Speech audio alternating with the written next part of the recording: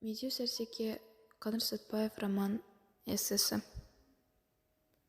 Медеу Сәрсеке Сапаұлы Шығыс Қазақстан облысына қарасты бұрынғы Абыралы ауданы Қайнар кентінде 1936 жылы 2 қаңтарда туған. Ауылдағы орта мектепті алтын медальмен тамамдап, Алматыдағы Кен-металлургия институтына түсіп, инженер-металлург мамандығы бойынша бітіріп шыққан. Қазақтың қанышы роман эссесі. Медеу Сәрсеке романда бас кейіпкерді бірыңғай сыдыра мақтауға бармайды.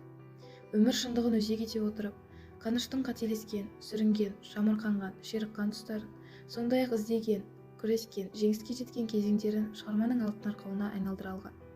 Мұның өзі авторлық қиялға көп ерік бере қоймайтын, ғұмырнамалық романның көркемдік өресін биіктетуге кепіл болған. Бұлайша айтқанда, автор өмір драмасын өнерге айналдыра алған.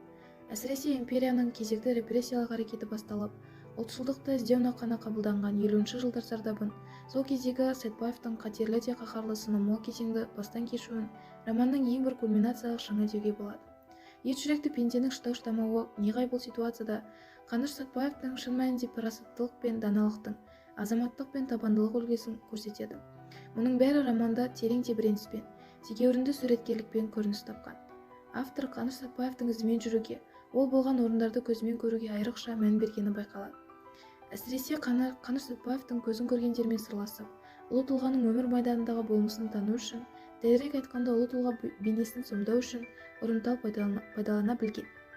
Бұл ретте тарихи деректер, айғақтар, естеліктер, архив материалдарда авторлық баяндауы жандандырып, бас қаһарманның өсіп жетілу жолдарын, ғылыми кәсіби шыңдалу кезеңдерін барша ақиқатымен аса түсуіне себепші болып отырады. Қазақтың қанышы роман эссесіндегі Сібір шамшырағында бөлімінің негізгі композициялық құрылымы. Бірінші, Сібір шамшырағы атанған қала. Екінші, Томск институтын сипаттау. Үшінші, профессор қамқорлығы.